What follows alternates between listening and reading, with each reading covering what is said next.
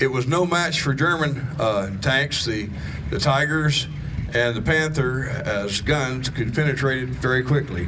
However, we would engage them 5-1 or 10-1, and the idea was to get as close behind them as we could.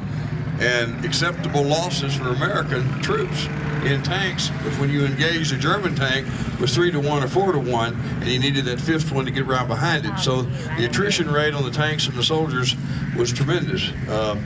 If you saw the movie Fury, there was some things in it that was fairly correct in that you did not engage a German Tiger tank 1-1 in the field. You would lose every single time. You had to get around behind it and hit the soft part of it in the engine.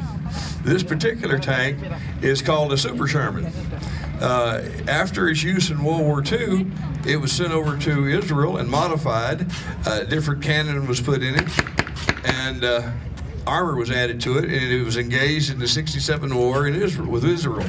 So it has quite a huge history behind it. If you have a chance to see it, it'll be on display behind you, and they'll be happy to let you look in it and see what it's all about.